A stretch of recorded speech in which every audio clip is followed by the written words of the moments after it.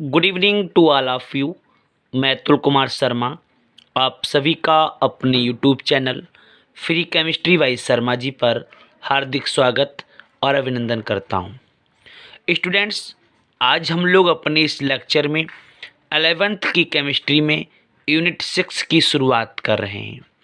Unit 6 ऊष्मागतिकी है, जिसको इंग्लिश में थर्मोडायनेमिक्स कहते हैं। यह इस यूनिट का पहला लेक्चर है। मैं आप सभी के लिए यूनिट 5 और यूनिट 6 एक साथ कराऊंगा, उसके लेक्चर्स को अपलोड करूंगा। तो ऐसे सभी स्टूडेंट्स जिन्होंने मेरे चैनल को अभी तक सब्सक्राइब नहीं किया है, सबसे पहले मेरे चैनल को सब्सक्राइब कर लेंगे, साथ ही साथ बेल आइकन को ज़रूर प्रेस करेंगे ताकि मेरे द्वारा अपलोड की जाने वाली वीडियोज़ की नोटिफिकेशन आप सभी के लिए सबसे पहले प्राप्त हो सके। स्टूडेंट्स, लेसन का नाम है ऊष्मागतिकी। तो सबसे पहले अपने को ऊष्मागतिकी से परिचित होना है। ऊष्मागतिकी को कहते क्या है? ऊष्मागतिकी को इंग्लिश में थर्मोडायनेमिक्स बोला जाता है। और अगर हम लोग इसके डिफिनीशन की बात करें तो मैंने आपके सामने एक रेखा चित्र बना रखा है, जिससे आप लोग ऊष्मागतिकी यानी थर्मोडायनेमिक्स की परिभाषा समझ सकते हैं। डिफिनीशन क्या है आप देखिएगा। मैंने आपके सामने क्या बना रखा है, मैं एक एक पॉइंट को क्लियर करूंगा, आप भी अपनी कॉपी पर नोट करते रहेंगे। तो मैंने बोला ऊष्मागतिकी को और क्या कहते हैं इंग्लिश में, तो बच्चों इसको इंग्लिश में थर्मोडायनेमिक्स बोलते हैं। क्या बोलते हैं? थर्मोडायनेमिक्स बोलते हैं। थर्मोडायनेमिक्स की डिफिनीशन क्या होगी? डिफिनीशन को समझने से पहले आप यह समझ लीजिए कि रसायन विज्ञान की कई शाखाएं बट जाती हैं, जिनमें मुख्य शाखाएं 3 हैं। एक ऑर्गेनिक, एक इनऑर्गेनिक और तीसरी फिजिकल। ध्यान रखना आप लोग कौन कौन सी मैंने बताई। एक शाखा कार्बनिक की है, दूसरी शाखा अकार्बनिक की है, और जो तीसरी शाखा है बच्चों वह भौतिक रसायन की शाखा है। तो यह जो ऊष्मागतिकी है भौतिक रसायन की शाखा है। इतनी बात क्लियर हो गई। तो ऊष्मागतिकी किस रसायन विज्ञान में आती है? तो भौतिक रसायन में आती है। फिर मैंने उसके नीचे एक लाइन बना रखी जिसमें लिखा हुआ है परिवर्तन। इंग्लिश में चेंजेस बोलते हैं। परिवर्तन भी 2 प्रकार के होते हैं, एक भौतिक और एक रासायनिक। और चाहे भौतिक परिवर्तन हुआ चाहे रासायनिक परिवर्तन हुआ, कोई सा भी परिवर्तन अगर होता है तो बच्चों ऊर्जा में जरूर कुछ ना कुछ परिवर्तन आता है। बात समझ में आ गई? जब भी कोई परिवर्तन होगा, चाहे वह भौतिक परिवर्तन हो चाहे वह रासायनिक परिवर्तन हो, तो ऊर्जा में जरूर कुछ ना कुछ परिवर्तन आता है। और इस ऊर्जा परिवर्तन का अगर अपने लोगों को अध्ययन करना है, ऊर्जा परिवर्तन का अपने को अध्ययन करना है, तो हम लोग किसका अध्ययन करेंगे? हम लोग थर्मोडायनेमिक्स का यानी ऊष्मागतिकी का अध्ययन करेंगे। बात क्लियर हो गई? अर्थात हम लोग परिभाषा बनाना चाहें तो परिभाषा क्या बनेगी, मैं भी परिभाषा को आपके सामने स्पष्ट करता हूँ। ये रही इसकी परिभाषा। भौतिक रसायन की वह शाखा, आप डायग्राम को देखिए जो मैंने डायग्राम बनाया है, काहे की शाखा है? भौतिक रसायन की शाखा है।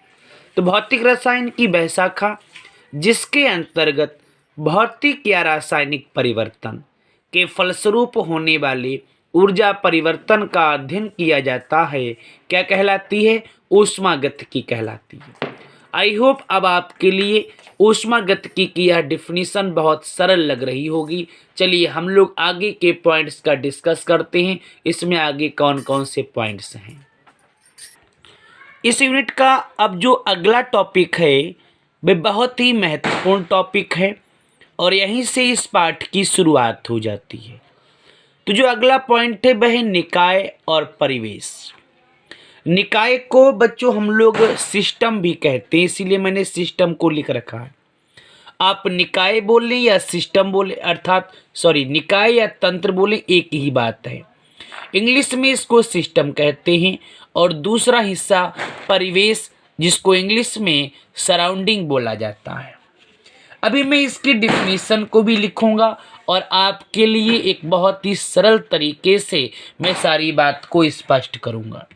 सबसे पहली बात आती है कि निकाय को हम लोग कहते क्या है, क्या होता है निकाय। और दूसरा जो लिखा है परिवेश, परिवेश क्या होता है। तो मैं एक यहाँ पर एक छोटा सा मैं आपके सामने एक डायग्राम बना रहा हूँ। उस डायग्राम से आप आसानी से समझ जाएंगे कि निकाय किसे कहते हैं और परिवेश किसे कहते हैं। अब आप देख रहे हैं मैंने एक छोटा सा बॉक्स बना रखा है। ये पूरा बोर्ड आप देख रहे हैं, इसके अंदर एक छोटा सा ये आपने बॉक्स बनाया, मैंने देखा है, मैंने बना दिया बॉक्स, आप इसको देखिएगा। तो ये छोटा सा बॉक्स जो आप देख रहे हैं, मान लेता हूँ मैं इसका अध्ययन करना चाहता हूँ। क्या करना चाहता हूँ? अध्ययन करना चाहता हूँ। इस पूरे से बोर्ड में से एक छोटा सा हिस्सा जिसका मैं अध्ययन करना चाहता हूँ, ये निकाय कहलाता है। बहुत सरल परिभाषा मैंने आपके सामने यहाँ पर स्पष्ट कर दी है। इस पूरे बोर्ड में से छोटा सा हिस्सा आप देख रहे हैं जिसका मैं अध्ययन करना चाहता हूँ, यही छोटा सा हिस्सा निकाय या तंत्र कहलाता है। और इसके बाहर जितना भी आप देख रहे, जो कुछ भी आप बाहर का हिस्सा देख रहे हैं, ये बाहर का हिस्सा, इसको कहते हैं परिवेश। आई होप अब आपको सारी बातें समझ में आ गई होंगी। मैं इस पूरे बोर्ड को ब्रह्मांड मान लेता हूँ। क्या मान लेता हूँ बच्चों? ब्रह्मांड मान लेता हूँ। तो आप परिभाषा क्या बनाएंगे कि ब्रह्मांड का वह भाग, ब्रह्मांड का वह भाग जिसका अध्ययन किया जाता है वह निकाय कहलाता है।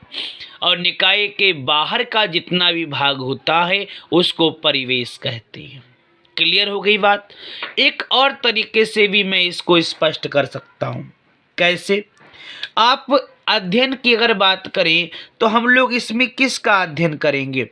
हम लोग अध्ययन करेंगे उन दशाओं का जो इसको प्रभावित करेगा, जैसे ताप, दाब और इसके अतिरिक्त कोई सा भी अन्य भौतिक कारक हो सकता है जो इसको प्रभावित करे। तो एक परिभाषा हम इस तरीके से भी कह सकते हैं कि ब्रह्मांड का वह भाग जिस पर ताप, दाब एवं अन्य भौतिक कारकों के प्रभाव का अध्ययन किया जाता है वह निकाय कहलाता है। और निकाय के बाहर का जितना भी भाग होता है उसको हम लोग परिवेश कहते हैं। क्लियर हो गई बात? चलिए डिफिनीशन को देखते हैं। तो अब देखिएगा, डिफिनीशन को मैंने लिख दिया है। निकाय और तंत्र की परिभाषा किस प्रकार से होंगी तो आप देखिएगा। पहली परिभाषा, ब्रह्मांड का वह भाग जिसका अध्ययन किया जाता है वह निकाय कहलाता है। और इसी की दूसरी परिभाषा मैंने लिखी है कि ब्रह्मांड का वह भाग जिस पर ताप, दाब अथवा किसी अन्य भौतिक कारकों के प्रभाव का अध्ययन किया जाता है वह बच्चों निकाय कहलाता है। और इस निकाय के बाहर का जितना भाग होता है, देखिएगा परिभाषा क्या लिखी है कि निकाय के बाहर का शेष जितना भी भाग है वह परिवेश कहलाता है। क्लियर हो गई बात? अब आप निकाय और परिवेश को समझ गए होंगे। सपोज कीजिए आपके घर में बहुत सारे कमरे हैं। आप जिस कमरे में बैठ कर के अध्ययन करते हैं वह आपके लिए निकाय हो गया और शेष सभी भाग परिवेश हो गया।